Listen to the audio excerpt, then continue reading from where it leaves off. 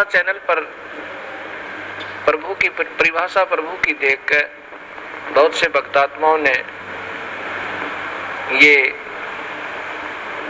आशा व्यक्त की कि कोई ऐसा प्रत्यक्ष प्रमाण सामने आवे कि जिससे हमें सिद्ध हो कि परमात्मा कबीर साहब वास्तव में प्रभु हैं। अब कबीर साहब कहते हैं कि पर्वत पर्वत में फिरा कारण अपने राम, जब राम जैसे संत मिले जिन सारे सब काम। कबीर परमात्मा अपनी ही महिमा स्वयं ही गाते हैं और कहते हैं कि परमात्मा से हम जो सुख चाहते हैं, पुत्र बांझ को पुत्र हो। ये आपके सामने एक अनमोल उदाहरण है। ये एक परिवार खड़ा है। ये जिला रोहतक हरियाणा के गांव चिड़ी के रहने वाले हैं और इस बहन के जो अब देखो सामने, इस बहन की आयु लगभग 57 वर्ष है और साथ में ये नवजात शिशु इनकी गोद में है। ये इनका पुत्र है। पहले ये सामने जो लड़की खड़ी है, ये सामने सुलोचना नाम की लड़की, ये बड़े वाली देखना, इसका नाम सुलोचना है। आपकी कितनी आयु है बेटी? 35 वर्ष। अब इस लड़की की आयु 35 वर्ष हो चुकी है और इसके ये 2 पुत्र और पुत्री हैं। ये पुत्री है इस लड़की की और ये पुत्र है, अर्थात इस बहन की। देखना इसको बड़ी वाली को, क्या नाम है तेरी माँ का? संतरा। संतरा की ये तो बेटी है, बड़े वाली सुलोचना नाम है, जो 35 वर्ष की है। चित्र मारे हैं ना सारे। और ये देवती है इसकी और ये देवता और ये इनका दामाद है। इस 35 वर्ष के तक कोई संतान नहीं हुई इस लड़की के, सुलोचना के जन्म के उपरांत। अब इस बहन ने एक अपनी बहन का पुत्र भी गोद लिया। जब वो 10 वर्ष का हो गया तो उसकी मृत्यु होगी। उसकी मृत्यु के बाद ये पागल होगी। इस संतरा की ननंद गांव झांसुआ के अंदर ब्याही हुई है। वो बहुत बीमार रहती थी, सब जगह घूम ली थी, बर्बाद हो चुकी थी। और कबीर परमात्मा के चरणों में आते ही कर्म दंड कटते ही वो स्वस्थ होगी। 4 वर्ष हो गए। तब वो अपनी बीमारी का इलाज हो जाने के बाद उसने फिर अपनी इस भाभी से प्रार्थना की जिसका संतान नहीं थी। एक पुत्री होने के बाद ये जो सामने आपने चित्र में पुत्र को लिए हुए दिखाई दे रही है। फिर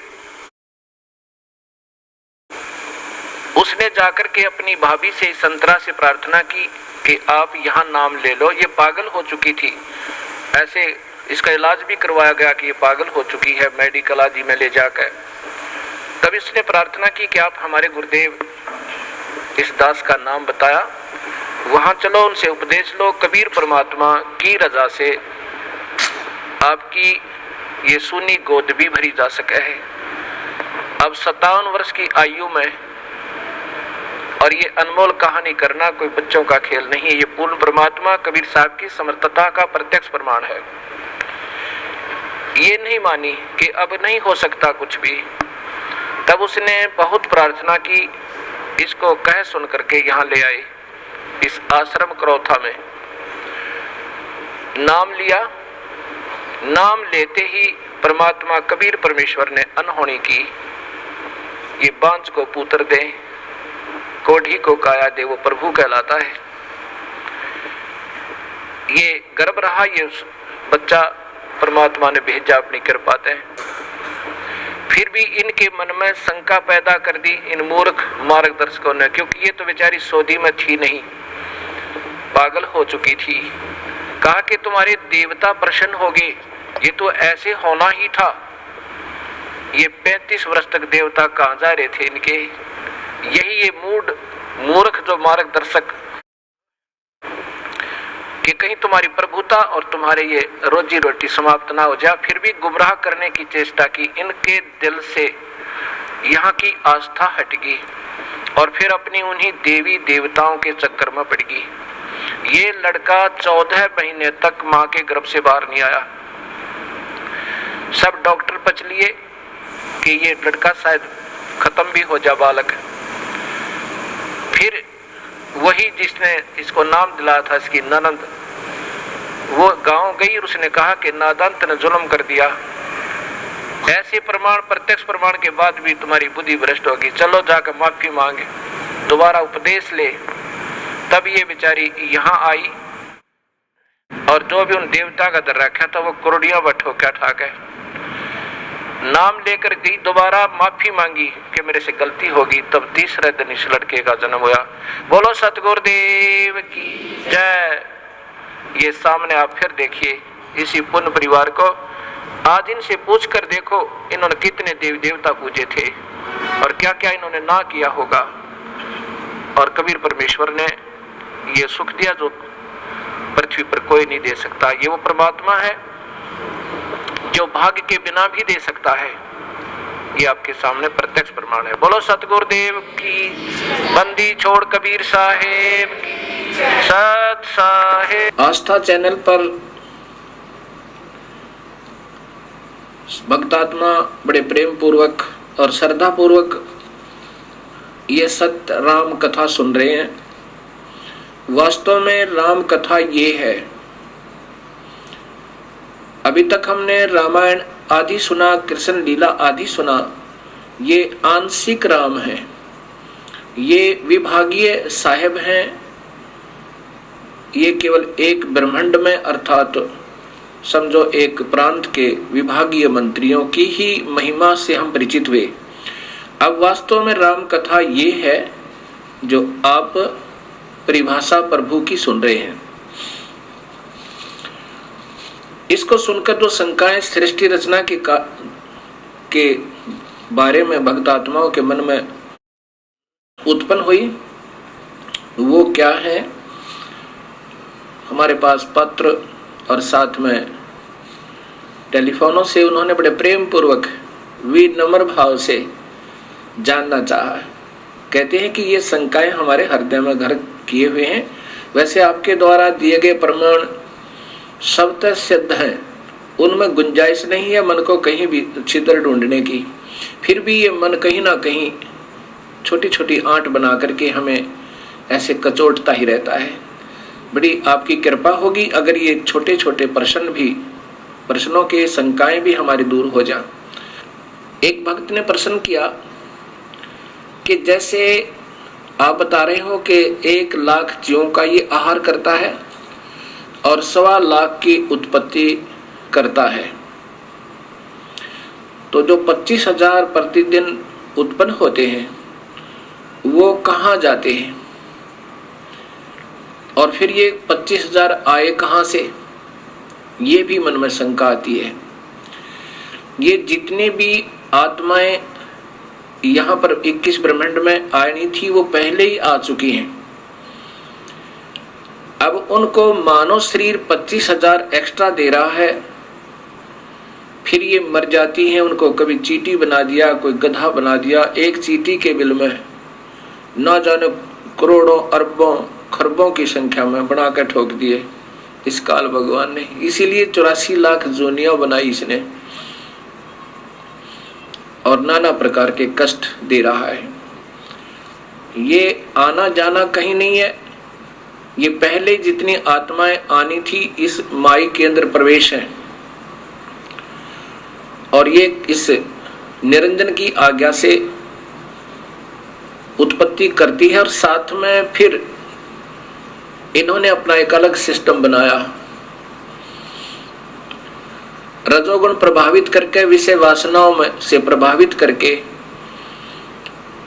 ये सभी जीवों से स्वयं ही उत्पत्ति करवाते हैं। इसका प्रथम का उत्तर ये हुआ। दूसरे भक्त ने प्रश्न किया कि निरंजन ने जब तप किया, क्या प्रभु कबीर साहब को इस बात का ज्ञान नहीं था कि इसके मन में क्या है? कबीर परमेश्वर सर्वशक्तिमान सर्वज्ञ है और ये जानी जान है, ये हृदय की भी जानते हैं। जब इस ज्योति निरंजन ने तप किया, कबीर परमेश्वर ने उसी समय सोच लिया था कि ये गलत रास्ता अपनाया है, और साथ में हमारे हृदय में जो कमियां आई थी, इस निरंजन की तरफ हम आसक्त हो रहे थे, तब भी कबीर परमेश्वर ने आकाशवाणी की थी कि इस नादान की नादानी मत देखो। तो हम हृदय से तो इसको चाहते रहे और ऊपर से हम चुप रहे।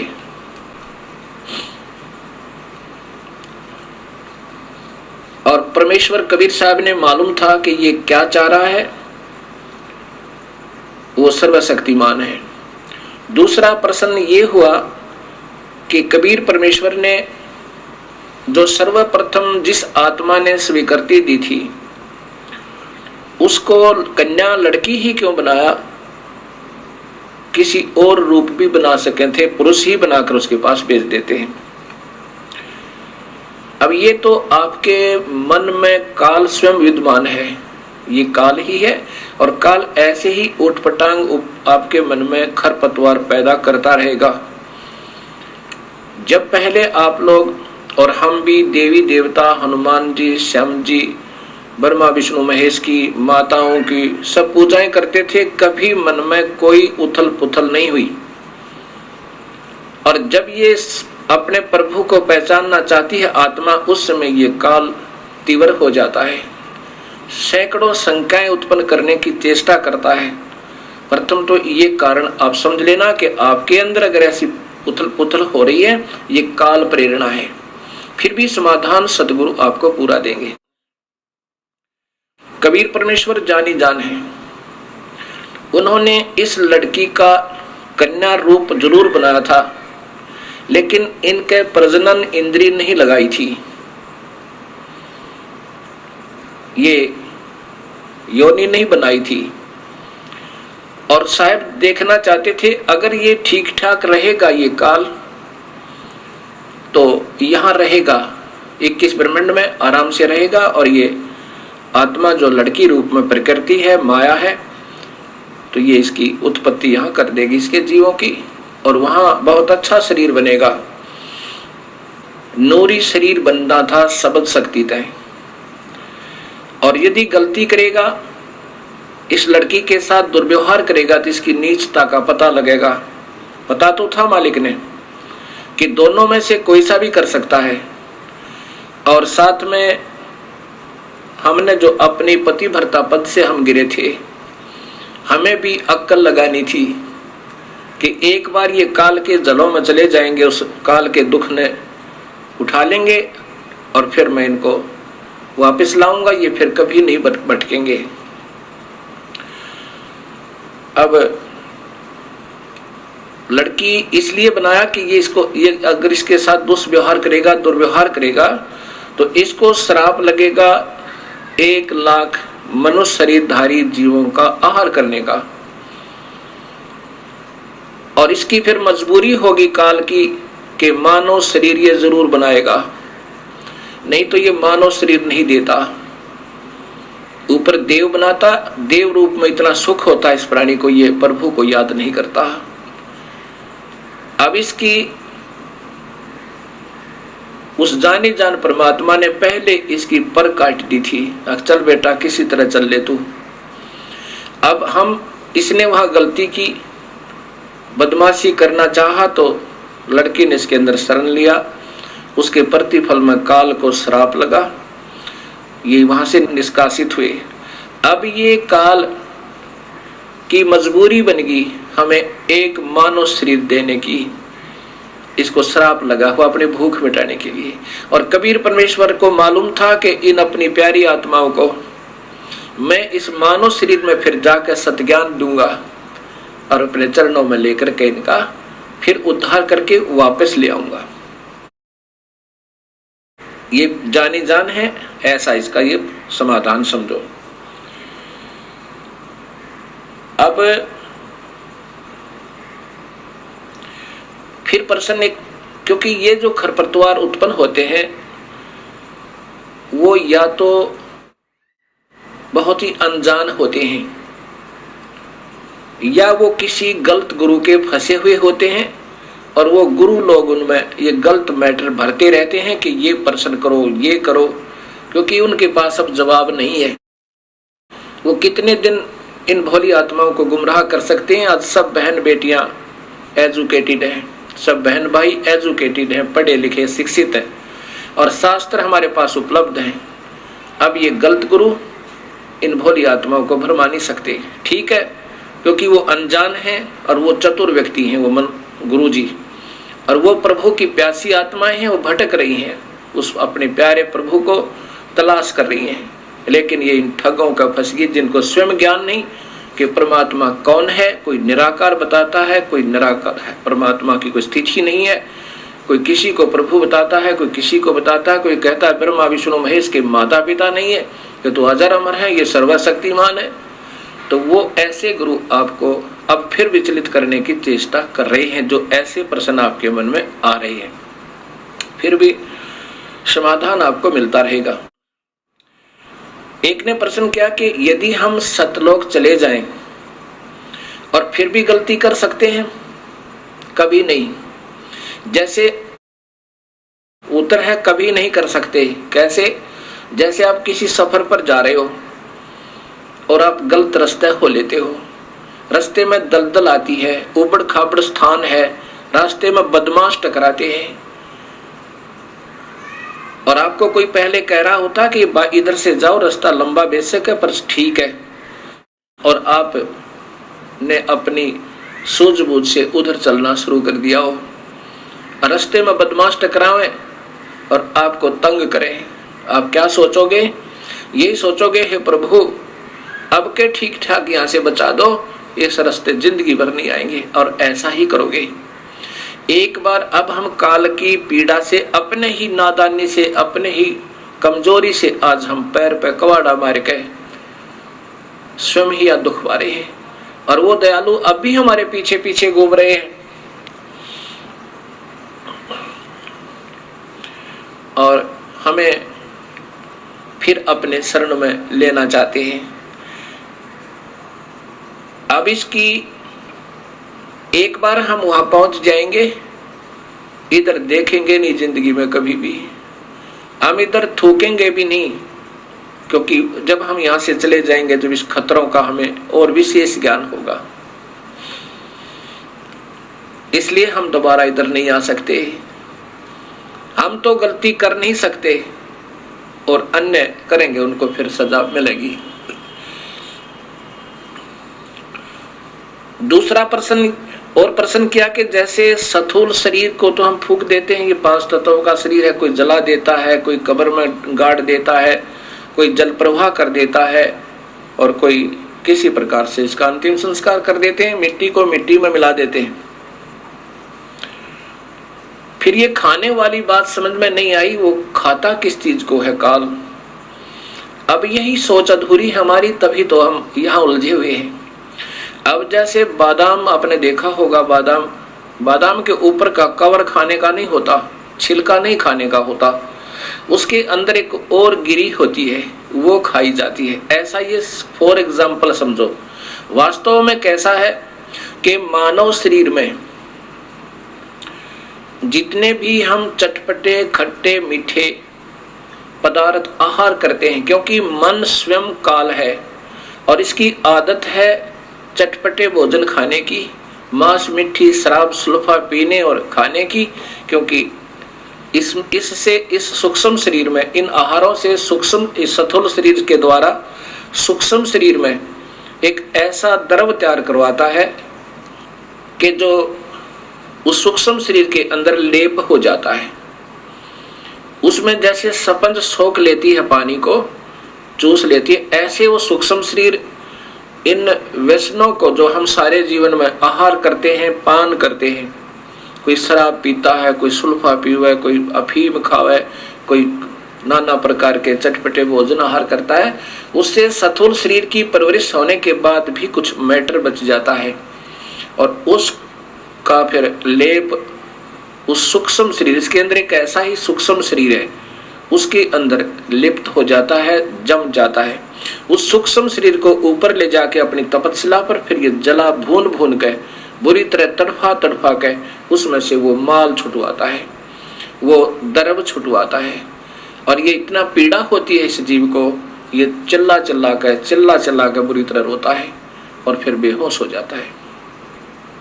और जब इसमें से सारा मैटर निकल लेता है, इसने ऑटोमेटिक सिस्टम बनाया हुआ है, फिर इनको वहां से उड़ा देता है। फिर ये आकर के धर्मराय के पास लेखा जोखा करवाते हैं। फिर कर्म आधार पर इनको फिर 84 लाख जूनिया स्वर्ग नरक आदि प्राप्त होते हैं। और फिर कर्म आधार पर स्वर्ग नरक 84 लाख जूनिया ये अलग से फिर इस ये काल इनको देता है, ये दंड अलग से होता है। और जीव अजर अमर बताया है, ये मरता नहीं, जीव नहीं मरता, लेकिन इसकी दुर्गति मरने से भी बदतर हो जाती है और फिर कर्माधार पर ये अपने संस्कारों को भोगता रहता है। एक भक्त आत्मा का प्रश्न, ये तो बिल्कुल ही नादान आत्मा का प्रश्न हो सकता है जो उसने किया। उस भक्त आत्मा ने कहा कि महाराज जी, हमने पहली बार आपके मुख से ये सतलोक सुना और शास्त्रों में प्रमाणित देखा। ये तो हृदय ने स्वीकार कर लिया कि वो स्थान सत्य है जो आप बता रहे हो, और वो भक्ति भी सत्य है और वो मंत्र भी सत्य है जो आपने प्रमाणित बताए कि इन 3 मंत्रों से मुक्ति होगी। वो वेदमय प्रमाण है, गीता भी प्रमाण देती है, तो इससे बड़ा प्रमाण इस पृथ्वी पर नहीं हो सकता। अब मुझे डर लग रहा है कि कहीं मैं आपसे उपदेश ले लूं और आपकी सत्साधना से मैं सीधा सतलोक चला जाऊं और कहीं वहां कोई भी ना मिले, मैं अकेला ही पहुंच जाऊं तो वहां मेरा दिल नहीं लगे। तब मैंने उससे कहा, नादान, आप इस काल लोक में कितने सुखी हो, कभी गधे बनोगे, कभी सूअर बनोगे, 84 लाख जोनियों में कष्ट उठाओगे, यहाँ क्या दिल लग रहा आपका। वो नादान क्या कहता है जी, यहाँ घूमते फिरते तो नजर आते हैं गधे बनकर भी, दिल लगा रहता है। अब यहाँ हमारी सोच इतनी गिर चुकी है कि यहाँ पीड़ाओं पर पीड़ा सहन करते करते भी हमारा हृदय यहाँ से दूर जाने को नहीं करता। ये कारण क्या है? ये भगवान विष्णु जी की मेहरबानी है। इसने हमारे यहाँ एक सतिथि बनाई हुई है, हमारे को यहाँ पर फंसाया हुआ है, यहाँ से हमारा हृदय नहीं हिलने देते। इसलिए इस त्रिगुणमयी माया कहा है। ब्रह्मा हमारे अंदर रजोगुण पैदा करता है, यहाँ के ठाठो बाट की उपलब्धि के लिए ना जाने क्या क्या अनर्थ कर देते हैं हम, और फिर ये हमारे पास रहते भी नहीं। ना कार रहती है, ना कोठी रहती है, ना संतान रहती है, ना संपत्ति रहती है। और जब तक ये शरीर रहता है हमारी वृत्ति ये खराब रहती है, ये भी जोड़ दूं, ये भी बना लूं, ये सुविधा उपलब्ध कर लूं, ये शरीर ही छूट जाता है, फिर ये प्राणी रो रो के टक्कर मारता है। अब ये सत्ज्ञान से धीरे धीरे आपका हृदय यहां से हट जाएगा। अब प्रश्न रहा कि एक भक्त ने कहा, जी फिर परब्रह्म जो अक्षर पुरुष है, इसको भी जन्म मरण में किस लिए बनाया गया? इसने जब क्षर पुरुष ने अर्थात इस ब्रह्म ने तप किया और राज्य प्राप्त किया, 21 ब्रह्मांड जब इसने पाए, काल ने उस समय इस अक्षर पुरुष के मन में भी ये आया कि क्यों ना मैं भी अपना अलग स्थान बना लूं। अब वहां पर इतना भी कमजोरी अगर आ जाती है तो भी ये जीव वहां रहने के योग्य नहीं होता। अब ये जो गलतियां वहां पर होनी थी वो हो चुकी, और इन गलतियों के कारण अन्य जो बची हुई आत्मा है वो बिल्कुल सावधान होगी, अब वो गलती नहीं करते। अब जैसे कोई जा रहा हो और एक को पागल कुत्ता काट ले और बाकी भी जा रहे हैं और फिर वो रोता हुआ भाग रहा है, इधर पागल कुत्ता है तो उधर कोई नहीं जाएगा, सब वापस भाग लेंगे। ऐसे ही ये जो गलतियां की जिन्होंने, उन्हें सजाएं पाई और आगे बैन लग गया, क्योंकि सबको पता लग गया कि ऐसे निर्मल स्थान को छोड़ के और कहीं ठिकाना नहीं है। क्योंकि वापस यहाँ से दुख पाकर के वापस गई हुई आत्माओं ने वहां सभी को सचेत कर दिया कि उस काल लोक जैसा कष्ट कहीं पर नहीं है। हमने गलती की और हमारे दयालु परमेश्वर ने हमारे ऊपर फिर रहम किया। ये परब्रह्म की जो का 7 संख ब्रह्मांड बनाए, उसमें कुछ आत्माएं, इन सब के आने के बाद इनके भी कुछ हृदय में इनकी आत्मा, यानी अब एक भक्त ने प्रश्न किया कि जब वहां मन तो है ही नहीं, आप ही बता रहे हो कि काल ही मन है और मन वहां है नहीं, तो फिर आत्मा वो मन कैसे हुआ उस निरंजन में? अब ये आत्मा भी की भी सोच होती है। मन तो यहाँ इस काल लोक में है, यहाँ इसने डबल बना रखा है, अपना भी प्रभुता। मन इस आत्मा की सोच को यहाँ बिल्कुल खराब कर देता है और आत्मा की भी अपनी सोच होती है। तो वहां अपनी सोच से उन बाकी कुछ आत्माओं ने, जो 7 संख ब्रह्मांडों में कुछ आत्माएं ऐसी हैं जिन्होंने भी ये सोचा था कि शायद हम भी उसमें स्वीकृति दे देते तो वहां चले जाते। इनके मन में ऐसा आया था और उनकी भी सजा इनको इतनी ही मिली कि इस पारब्रह्म का अलग से एक स्थान बनाया और उसमें उन बाकी की आत्माओं को वहां भेज दिया।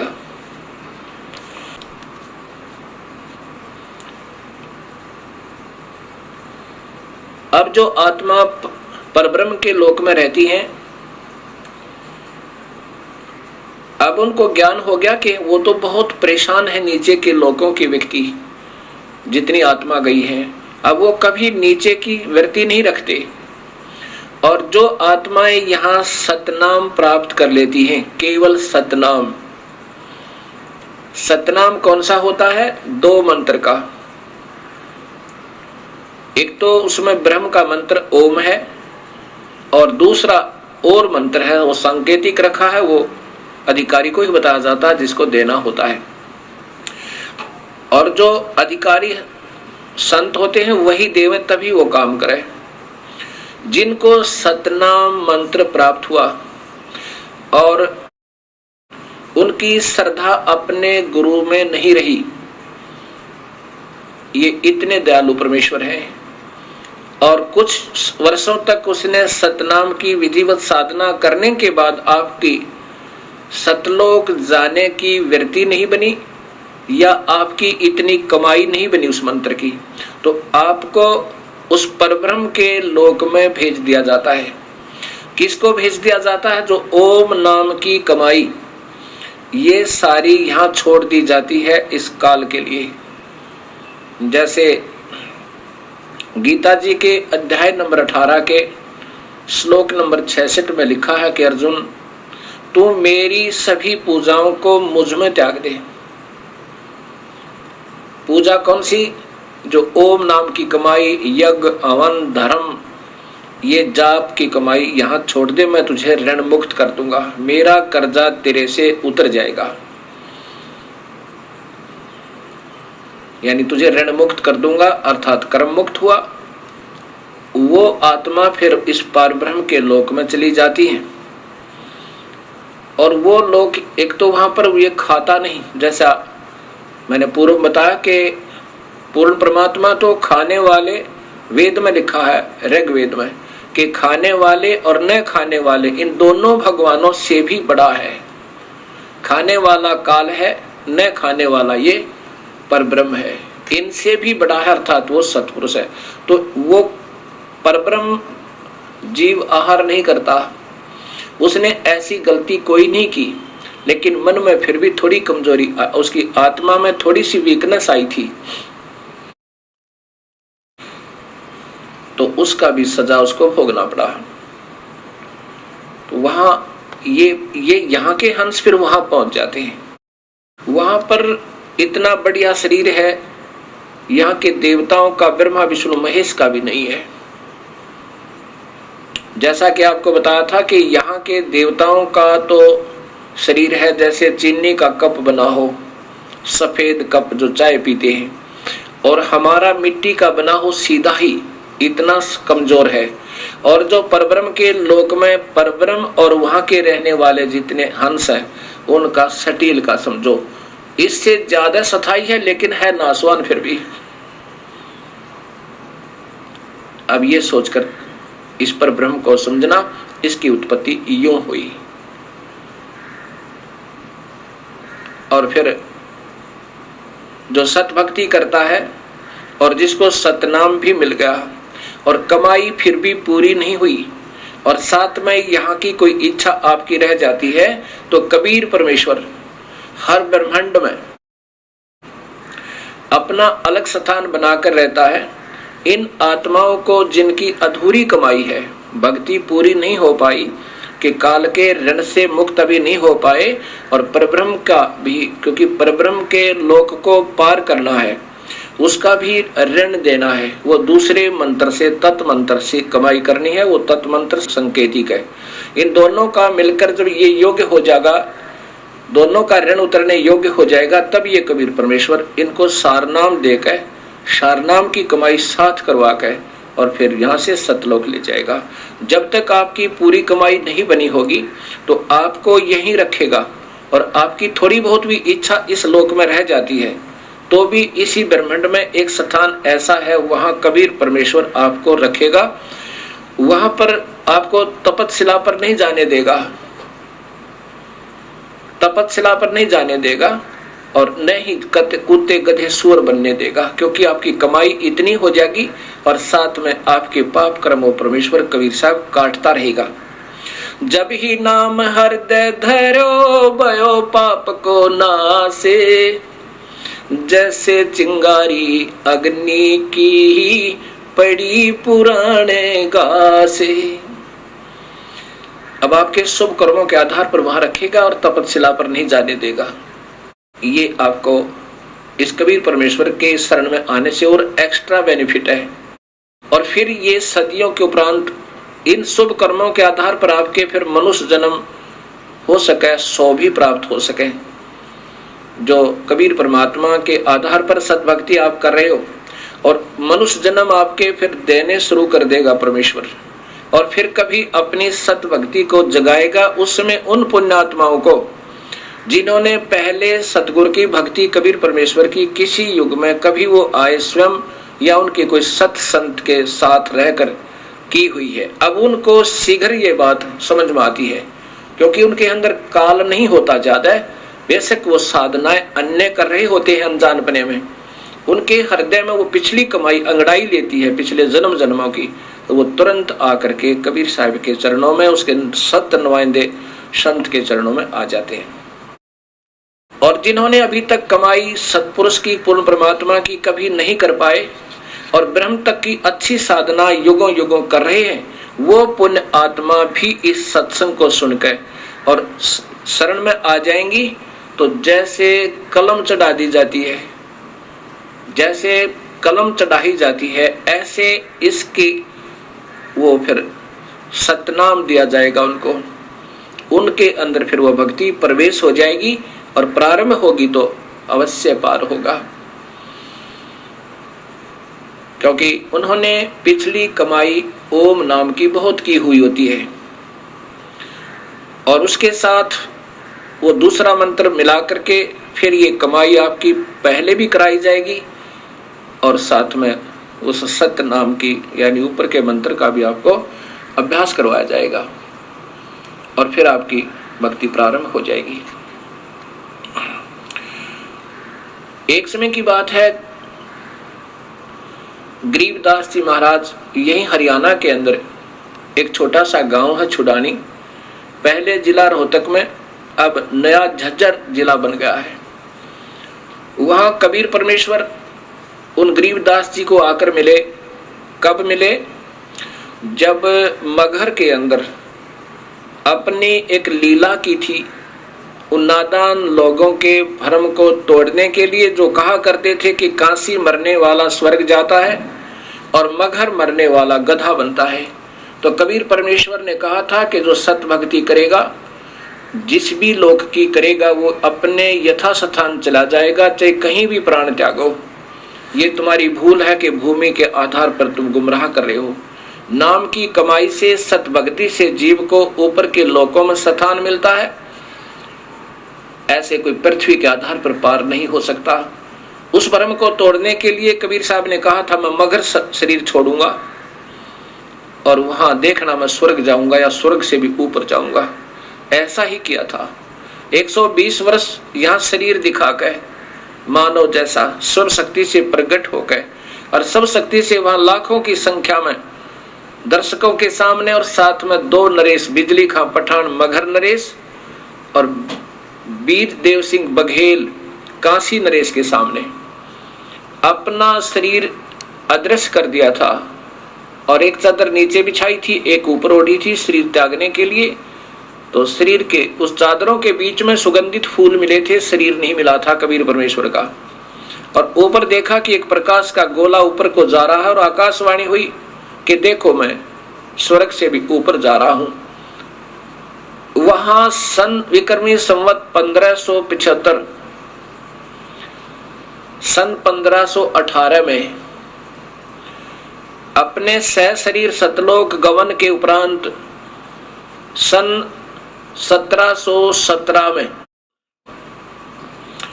199 वर्ष के बाद वो कबीर परमेश्वर सह शरीर प्रकट होकर, गरीबदास जी जब गायों के पाली गए हुए थे, उनके गवाले थे, चरहा रहे थे अपनी गायों को, वहां खेतों में आके स्वयं प्रकट हुए मानव शरीर, क्योंकि उनका मानव जैसा शरीर है परमेश्वर का।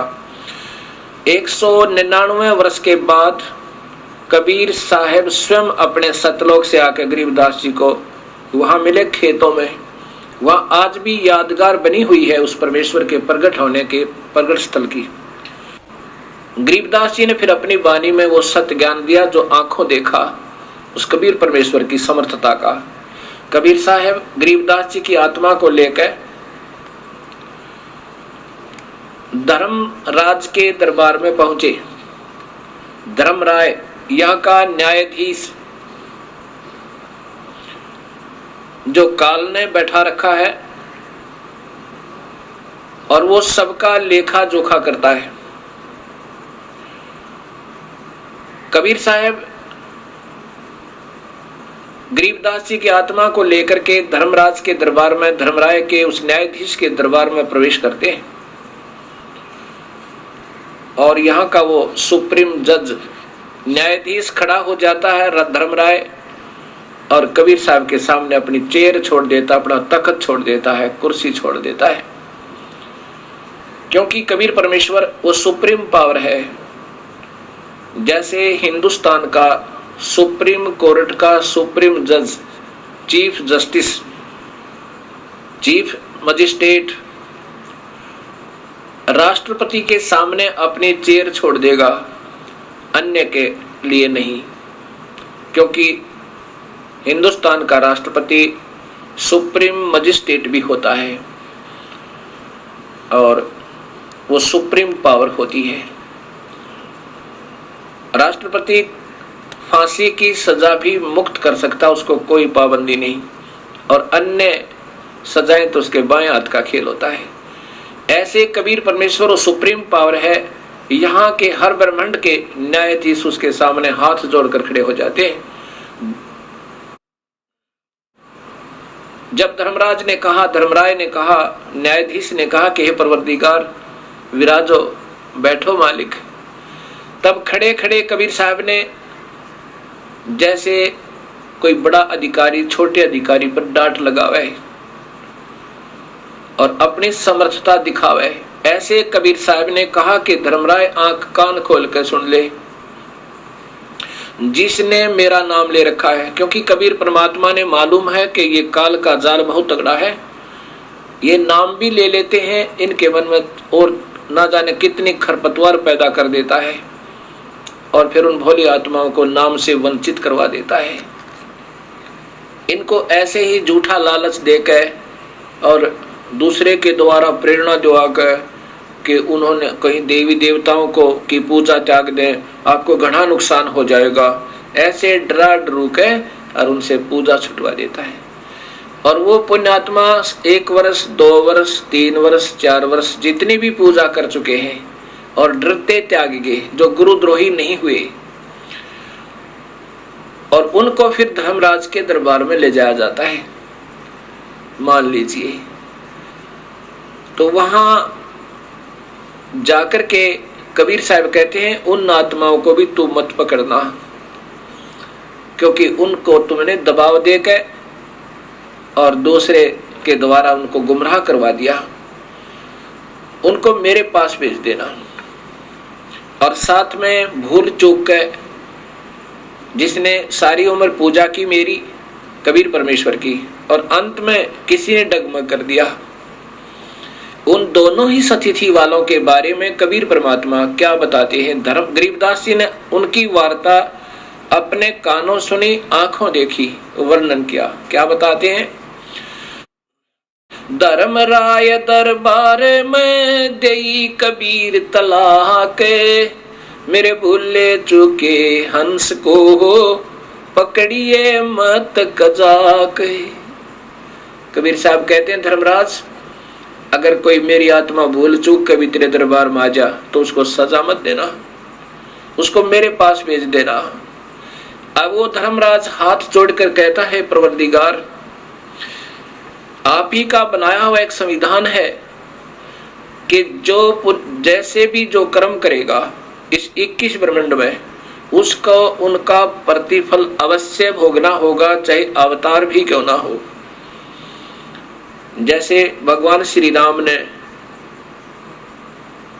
सुग्रीव के भाई वाली को मारा था, उसकी भी सजा, उसका भी दंड भोगना पड़ा। भगवान श्री कृष्ण रूप में वही विष्णु जी आए, श्री राम आत्मा, और एक पारधी ने उनके पैर में तीर मार के वो बदला लिया। वो पारधी कौन था? वो बहेलिया कौन था? वो स्वयं वो बाली था, जो सुग्रीव का भाई की आत्मा थी। कबीर साहब कहते हैं कि जिन्होंने मेरा उपदेश ले लिया वो तेरे कर्म भ्रम नहीं लगेंगे। अब धर्मराज कहता है कि मालिक, जब तक ये आपकी शरण में नहीं आए थे, इनकी पिछले पाप कर्म और शुभ कर्म मेरे अकाउंट में, इनके अकाउंट में, मेरे रजिस्टर में चढ़े हुए, उनका फल मुझे देना पड़ेगा दाता, या मेरी मजबूरी है। तब कबीर साहब ने कहा कि ये कर्म भ्रम ब्रह्मांड के मैं पल में कर दूं नेस, ये काट दूंगा सबको, और जिन हमारी दोही दी सो करो हमारे पेश। जिन्होंने मेरी दुहाई दी है, मेरा नाम ले रखा है, मेरे पूरे सच्चे नुमाइंदे था, उनको फिर मेरे पास भेज देना, तू लेखा जोखा मत करना। बोले पुरुष कबीर से धर्मराय कर जोड़े, तुमरे हंस को पकड़ू नहीं मोहे 2 लाख करोड़े। ये कबीर परमेश्वर, तेरी आत्मा ने मैं नहीं पकड़ूंगा, लेकिन मुझे ये लाख दुहाई है, अपने कानों के हाथ लगा कर कहता हूं। पर परमात्मा, जिन्होंने पहले ये पाप कर्म कर रखे हैं, आपकी शरण में आने से पूर्व उनके बारे में क्या बोला कि कर्मों से तीरथ हैं अब मुख से कहे कबीरी, उनको निश्चय पकड़ूंगा फिर जड़ दो तो जंजीर। ये धर्मराज बोला। तो कबीर साहब क्या कहने लगे? करम भरम ब्रह्मांड के ये पल में कर दो ने से, इनका काटा लगा दूंगा, क्रॉस कर दूंगा तेरे सारे मेरी प्यारी आत्माओं के पाप कर्मों को। और जिन हमारी दोही देई सो करो हमारे पेश, उनको मेरे पास भेज देना, तू लेखा मत लेना। इस प्रकार कबीर साहब ने अपनी समर्थता गरीबदास जी को दिखा के सतलोक लेके गए और वहां से फिर वापस भेजा। तो मेरा जो कहने का तात्पर्य था कि जो कबीर साहब के चरणों में भक्तात्मा एक बार सत भक्ति के आधार पर आ जाते हैं, उनको पार करके छोड़ता है। ये हमारी कमजोरियां हैं कि हम अपना समय बढ़ा लेते हैं इन अनजान समाज में उलझ गए। हम अपने प्रभु की बातों पर विश्वास कम करते हैं क्योंकि हम आम समाज में ज्यादा रहते हैं। ऐसे हम विचलित होकर के अपने जन्म बढ़ा रहे हैं। अब मान लीजिए किसी को सतनाम प्राप्त हो गया, इस दयालु परमात्मा ने कितनी रजा बख्श दी आप पे, और आप हृदय से उनको चाहते रहे, आपको अपने पास रखेगा, काल की तपस्या पर नहीं जाने देगा और लेखा जोखा उनको नहीं करने देगा, लेकिन आपको फिर जन्म देगा क्योंकि आपने अपनी कमजोरी से यह समस्या फिर पैदा कर ली। ये दयालु फिर आपको फिर संभालेगा, जैसे आज फिर कृपा कर दी उस परमेश्वर ने, इस सत्य ज्ञान का डंका फिर बजा दिया। और अब जो चूक गया फिर ना जाने सदियों उपरांत, ना जाने कब आपका मनुष्य शरीर होवे और हो तो फिर कोई सत्य मार्गदर्शक संत ना मिले ये जीवन, और फिर आगे 100-200 वर्ष के बाद ये कलयुग इतना गिर जाएगा कि कोई भी भक्ति करना नहीं चाहेगा, क्योंकि जिस आधार से ये भक्ति मार्ग पर भक्तात्मा लगी हुई हैं गलत संतों के शास्त्र विरुद्ध साधना पे, आखिर में ये सोच लेंगी भगवान है नहीं, क्योंकि प्रभु वाले गुण, प्रभु की महिमा उनको उपलब्ध नहीं होगी और वो फिर नास्तिक हो जाएंगे और फिर कोई भक्ति करने वाला प्राणी नहीं रहेगा। अभी कितना अंतर हो चुका है, मांसाहारी दुनिया होगी, शराब पीवें, स्मैक पीवें, क्योंकि काल ने तो यही चिंता रहती है कि कहीं ये सत भक्ति पर लग जावें और ये कोई संत इनको ना मिल जाए और ये पार ना हो जावे। काल उलझाना चाहता है और कबीर परमेश्वर हमें सुलझाना चाहते हैं। अब जैसे कलयुग में कबीर परमेश्वर की और काल की वार्ता हुई थी, तो काल ने 3 युगों में कम जीव वापस ले जाने की प्रार्थना की थी वचनबद्ध करके। कबीर साहब जानी जान है। यहां भी शंका आ सकती है कि क्या कबीर साहब को मालूम नहीं था ये क्या मांगेगा। जब काल ने कबीर साहब से मांगा था कि हे परमात्मा वचनबद्ध हो जाओ, तब मैं आपसे कुछ याचना करना चाहता हूं, क्योंकि काल ने कबीर परमेश्वर की के पैर पकड़ कर छोड़े नहीं, रो रहा बुरी तरह। तो कबीर साहब जानी जान थे, उसको मालूम था कि बच्चे की दौड़ कहां तक होती है, क्या मांग सकता है ये। इसने क्या मांगा था कि दाता 3 युगों में जीव थोड़े ले जाना सतलोक में, और चौथा युग जब कलयुग आवे तब तब शरण जीव बहु जावे। तब इसने कहा था कि चौथे युग कलयुग में आप कितने ही जीव ले जाना। कबीर साहब को मालूम था कि सतयुग त्रेता द्वापर में यो जीव घना दुखी नहीं होता। सतयुग में इतना सुख होता है कि पत्नी से पहले पति नहीं मरता, पत्नी विधवा नहीं होती, और पिता के सामने पुत्र की मृत्यु नहीं होती। शरीर बहुत सुंदर स्वस्थ और साथ में लाखों वर्ष की आयु होती है। कोई प्रभु नहीं बदलना चाहता और भजते हैं क्योंकि सब में छोटी मोटी सिद्धियां होती हैं, तो ओम नाम के आधार पर वेदों को पढ़ पढ़ के और उसी में मस्त रहते हैं रहेंगे। इसलिए मालिक ने मालूम था कि सतयुग त्रेता द्वापर में ये प्राणी मेरी बात को कम स्वीकार करेंगे, क्योंकि ये दुखी थोड़े होंगे, और जब कलयुग आवेगा इनको पर कहर तोड़ेगा ये काल। भौतिक सुख तो नजर आएगा पर आत्मा की शांति नहीं होगी। किसी की ऐसी भयंकर बीमारियां पैदा कर देगा, किसी का कैंसर हो रही है, किसी का एड्स हो रही है, किसी का कुछ पैदा कर दी, किसी की आंख फूट गई, किसी को व्यापार में घाटा, और फिर काल को चिंता बन गई कि कहीं अब कबीर परमात्मा का कोई सत्य नुमाइंदा ना आ जावे और सत भक्ति इनको ना बता दे। मनुष्य शरीरधारी प्राणियों को अब भौतिक सुविधाओं का ढेर करवा दिया, ऐसे चैनल चलवा दिए दिन रात चले टीवी पे। दिन में तो धंधा करो और शाम ने गुटी ला ले, शराब पियो, और जब रात ने आंख खुल जा रात्रि को तो टीवी ऑन रिमोट से लेटा लेटा कर लो, फिर उसमें गंदे गंदी फिल्में, गंदे गंदे गाने सुन सुना के पढ़ते पढ़ते चलते चलते सो जाओ। प्रभु को मत याद करो। लेकिन उस कबीर परमेश्वर ने आज भी रजा बख्श दी। उसी इस साइंस की सुविधाओं को आज सदुपयोग कर रहे हैं परमेश्वर। उसी के साथ साथ ये इतने बढ़िया चैनल आस्था जैसे और चलवा दिए कि अब पुण्य आत्मा ढूंढती ढूंढती अपने परमेश्वर को ऐसे ही प्राप्त कर लो और सुन लो उस मालिक की सत्य कथा, उस राम कथा को, और फिर सोदी ऐसे ही दे देगा मालिक। तो ऐसे इस कबीर परमेश्वर ने अब कलयुग में आके अपनी प्यारी आत्माओं को फिर चरणों में लेना है, और जो कबीर साहब की सत्य कथा को सत्य मान लेगा। ऐसा कबीर सागर में 600 वर्ष पूर्व कबीर साहब ने लिखवा दिया था कि एक बार कलयुग में पूरे वर्ल्ड में, पूरे संसार में कबीर साहब की ही भक्ति होगी।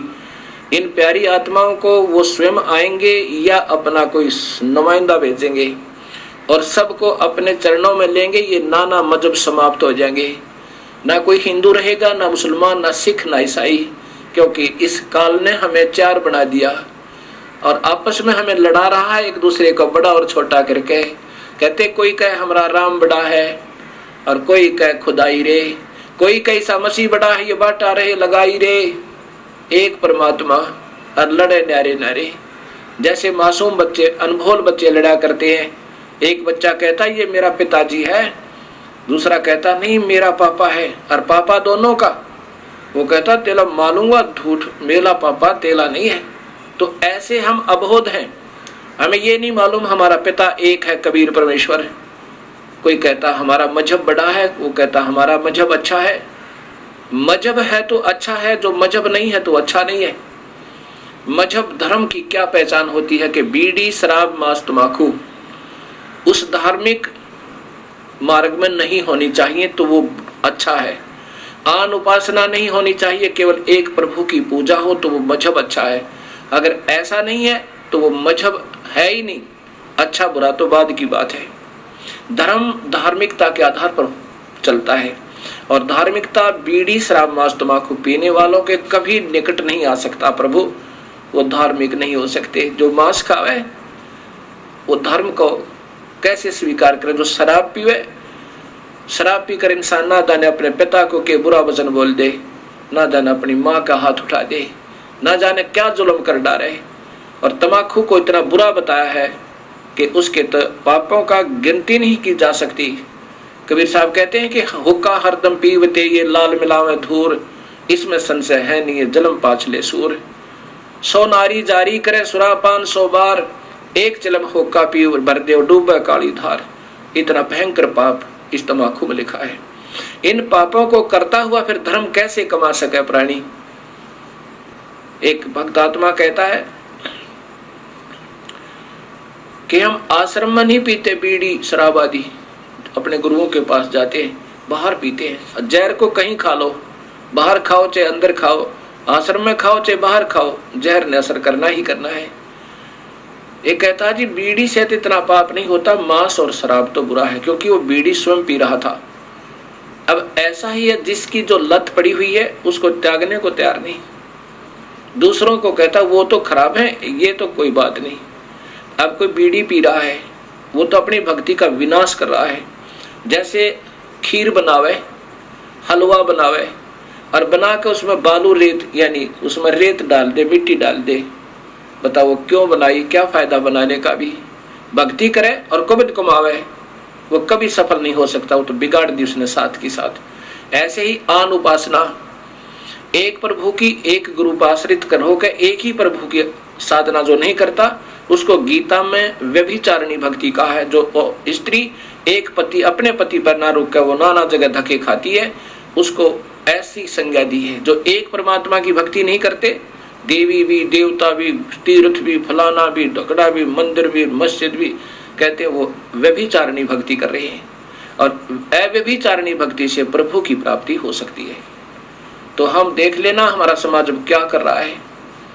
तो ऐसे जब हम सत भक्ति पर लगेंगे तब ये हमें ज्ञान होगा और भक्ति हमारी सुचारू चल पाएगी। अब प्रसंग चल रहा है कि कबीर परमात्मा के चरणों में आने के बाद इस जीव को फिर यहां से निकलने का एक चांस मिलता है। और जब ये सत भक्ति प्रारंभ होती है,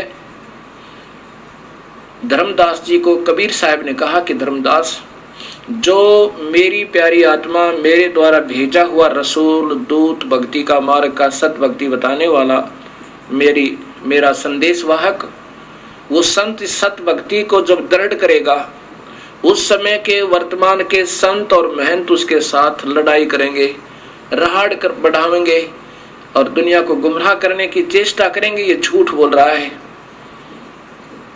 कबीर साहब कहते हैं कि जो मम सत शब्द दर ढावे, उसके संग सब राड बढ़ावे, अस संत मंथन की करनी और धर्मदास में सुनाऊं वर्णी। ये उनका विवरण बताता हूं। उस समय के संत नकली और नकली ये महंत उस मेरी प्यारे हंस के साथ द्वेष करेंगे और जनता को गुमराह करने की चेष्टा करेंगे, परंतु मैं साथ रहूंगा, उनकी बिल्कुल नहीं बसावेगी, क्योंकि सत्य का अंत नहीं होता, असत्य का पैर नहीं होते। उसमें के ये असत्य पर आधारित विचक्षण ये चतुर संत शास्त्र विरुद्ध साधना बता रहे होंगे, और जब हमारे शास्त्र अनुसार साधना प्रारंभ होगी तो सब समझेंगे और उनसे अपनी फांसी निकलवा लेंगे उन गलत गुरुओं से। अब यहाँ एक समाधान प्रश्न और उठता है मन में, भक्त आत्माओं के रह कर फोन आते हैं, कहते हैं जी हमने सुना है कि गुरुदेव नहीं त्यागना चाहिए अगर हमने कहीं से दीक्षा ले रखी है, ये तो महापाप बताया है गुरुदेव ने। अब गुरुदेव क्या होते हैं? ये वैद्य समझो भक्ति मार्ग के, और जन्म मरण के दीर्घ रोग के काटने वाले वैद्य होते हैं। एक डॉक्टर से दवाई नहीं लगाए क्या दूसरा नहीं बदला जाता? तुरंत बदलना चाहिए, और समझदार व्यक्ति तुरंत बदलेगा। उसके सामने नहीं मरेगा, उसकी दुकान पर पड़ के अपना पीछा छुटवाएगा, 36 जगह इलाज करवाएगा जब तक उसका रोग ना कट जाए। इसलिए हमने गुरु बदलने में कभी देरी नहीं करे। कबीर साहब ने कहा कि झूठे पक्ष को गुरु को तजते कनक ना लावा वार, तुरंत त्याग दे उसको जब पता लग जा। कबीर साहब कहते हैं जब भेड़ा देखा जरजरा हम तो उतर गए फड़क, फड़क माने एकदम निकल जाए, जैसे जा रहे हैं कहीं समुद्र दरिया से पार होने की चेष्टा करी और देखा कि ये तो स्वयं डूबने वाला है जिसमें हम बैठे हैं, कहता तुरंत कूद जाओ उसमें, बाहर निकल जाए, जान बच जाएगी। ऐसा ही लिखा है। और गरीबदास जी ने तो यहाँ तक लिखा है कि झूठे गुरु का लित्र लावे, एक अनमोल मनुष्य जन्म के साथ धोखा कर रहा है, गलत साधना देकर, गलत नाम बता के, गलत ज्ञान देकर, उस जैसा दुश्मन इस पृथ्वी पर नहीं है। अगर आपका मान ले धन का घाटा हो जाए तो फिर पूरा हो सके, कोई बात नहीं, 2 रोटी खा के इंसान अपना टाइम पास कर सके, और ये मनुष्य शरीर उन नादान संतों के आधार पर व्यर्थ हो गया तो इस तो बड़ा दुश्मन आपका कोई नहीं। और वो प्रमाण कहाँ से मिलेगा? शास्त्र देंगे कि शास्त्र अनुसार साधना है तो सही है, वेदों के अनुसार और गीता के अनुसार यदि आप ब्रह्म साधना कर रहे हो तो ठीक है। वेदों गीता में लिखा कि तीनों गुण, रजगुण ब्रह्मा, सतगुण विष्णु, तम गुण शिव जी, इससे नीचे इनकी और इनसे नीचे की जो भक्ति करते हैं देवी देवताओं की करते हैं, वो तो तीनों कहते हैं माया के द्वारा जिनका ज्ञान हरा जा चुका है, त्रिगुणमयी माया, रजगुण ब्रह्मा, सतगुण विष्णु, तम गुण शिव जी। रजगुण ब्रह्मा के द्वारा कैसे हरा है कि ये यहीं की संपत्ति और संतान में ही ये व्यस्त रहता है, यहीं की सुविधाओं को प्राप्त करने में अपना जीवन खो रहा है, ये रजगुण ब्रह्मा की कृपा है।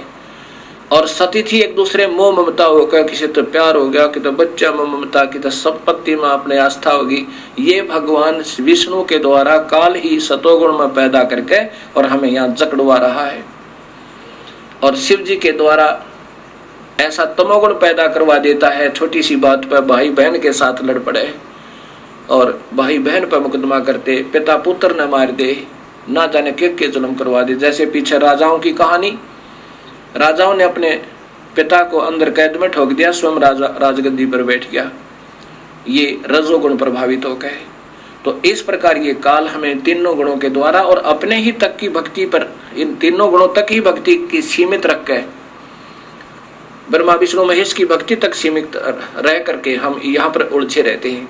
तो यहाँ ब्रह्म भी कहता है, दुखी होकर के ये काल कहता है कि जिन्हों की बुद्धि भ्रष्ट होगी इन तीनों भगवानों की पूजा करते करते और नीचे के देवी देवताओं की, वो राक्षस स्वभाव को धारण किए हुए वो दुष्ट नीच व्यक्ति, दूषित कर्म करने वाले मूर्ख मुझे नहीं बचते। अर्जुन बताओ, मुझे माने ब्रह्म साधना भी नहीं करते। अब देखना समाज में क्या पूजा हो रही है।